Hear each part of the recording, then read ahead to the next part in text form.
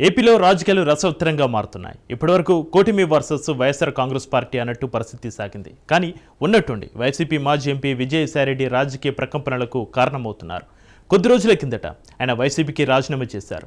వ్యవసాయం చేసుకుంటానని చెప్పుకొచ్చారు. అయితే ఆయన రాజకీయాల నుంచి వైదొలగడంతో సైలెంట్ అవుతారని అంతా భావించారు.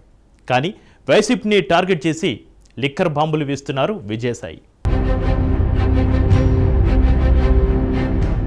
Vijayasai Reddy revenge politics. Jagan target గా విజయసాయిరెడ్డి ప్లాన్. లిక్కర్ స్కామ్ లో పేలుస్తున్న బాంబులు.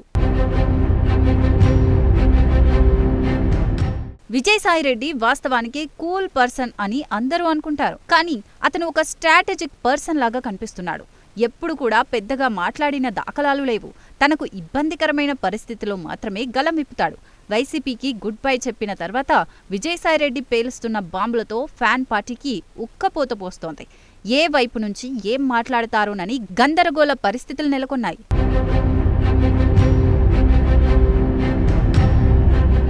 ఇక లిక్కర్ కేసులో సిట్ నోటీసులు అందుకున్న విజయసాయిరెడ్డి తనకు సంబంధం లేదని, లిక్కర్ కుంభకోణానికి ఆద్యుడు ఐటీ సలహాదారుడు రాజ్ కసిరెడ్డి అని కుండబద్దలు కొట్టారు.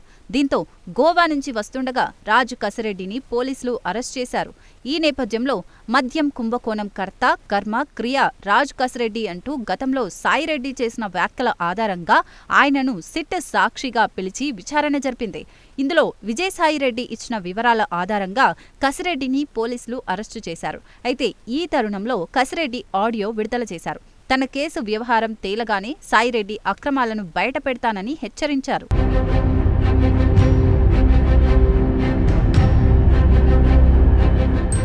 ఈ పరిణామాల క్రమంలో విజయసాయిరెడ్డి సంచలన ట్వీట్ చేశారు. మద్యం కుంభకోణంలో తన పాత్ర విజిల్ బ్లోయర్ అంటూ పేర్కొన్నారు. తప్పించుకునేందుకే దొరికిన దొంగలు, దొరకని దొంగలు తన పేరును లాగుతున్నారంటూ కసిరెడ్డిపై సాయిరెడ్డి ఫైర్ అయ్యారు. తాను ₹1 కూడా తీసుకోలేదని, లిక్కర్ దొంగల బట్టలు సగమే విప్పారని, కానీ మిగతా బట్టలు విప్పేందుకు తాను పూర్తిగా సహకరిస్తానని చెప్పారు. తద్వారా మద్యం కుంభకోణంలో మిగతా వారి వివరాలు బయటపెడతానంటూ పరోక్ష హెచ్చరికలు జారీ చేశారు. ఇక లిక్కర్ కేసులో విజయసాయిరెడ్డి, రాజ్ కసిరెడ్డి పేరు చెప్పాక వైసీపీ డిఫెన్స్ లో పడింది.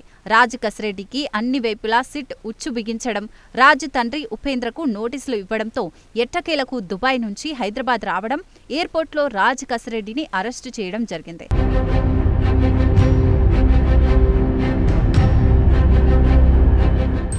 అయితే జగన్మోహన్ రెడ్డి తన మంచికో చెడుకో తన చుట్టూ ఉన్న తాను నమ్ముకున్న వారిలో రాజకీయాలకు సంబంధం లేని వారిని పెట్టుకున్నారు. రాజకీయ అవగాహన లేకుండా వ్యాఖ్యలు చేయడం, అవి పార్టీలో, ప్రజల్లో పెద్ద దుమారం లేపాయి.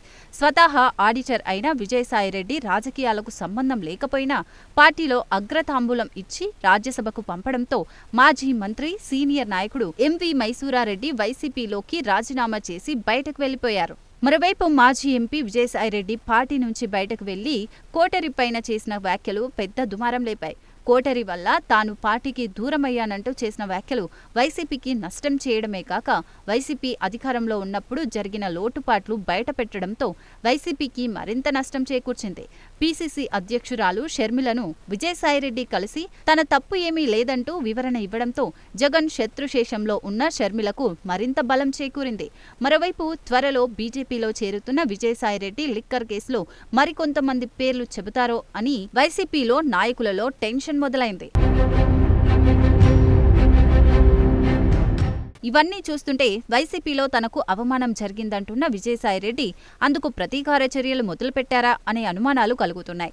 నెల్లూరు పెద్దారెడ్లు ఎలాంటి వారో జగన్మోహన్ రెడ్డికి ఇప్పటికీ బోధపడలేదంటున్నారు రాజకీయ విశ్లేషకులు. క్షవరమైతే వివరం అర్థమవుతుందనే నానుడు ఉంది. వైసీపీ పైన విజయసాయిరెడ్డి తన పంతం నెగ్గించుకున్నారనే చర్చలు జరుగుతున్నాయి. మొత్తంగా సాయిరెడ్డి సమయం సందర్భం ఆధారంగా వైసీపీపై దూకుడు పెంచుతున్నట్లుగా కనిపిస్తోంది. పైకి సైలెంట్గా ఉన్న విజయసాయిరెడ్డి తాజాగా దూకుడు పెంచి తీవ్రమైన ఆరోపణలు, విమర్శలు చేయడానికి కారణం లేకపోలేదు. రాజకీయాలకు గుడ్ బై చెప్తున్నానని, ఇక రాజకీయాలు చెయ్యనని చెప్పిన నాయకుడు ప్రతిరోజు రాజకీయాల గురించి మాట్లాడడం ద్వారా తాను త్వరలో రాజకీయాల్లో పూర్తి యాక్టివ్ కాబోతున్న సంకేతం ఇచ్చినట్లే కనిపిస్తోంది. ఇక విజయసాయిరెడ్డి త్వరలో బీజేపీలో చేరబోతున్నారని కూడా ప్రచారం జరుగుతున్న తరుణంలో ఆయన పేలుస్తున్న బాంబులు వైసీపీని ఉక్కిరిబిక్కిరి చేస్తున్నాయి. అల్టిమేట్ గా విజయసాయిరెడ్డి జగన్ పేరు చెప్పకుండానే జగన్ను స్కామ్లో ఇరికిస్తున్నారా అన్న ప్రశ్నలు తలెత్తుతున్నాయి.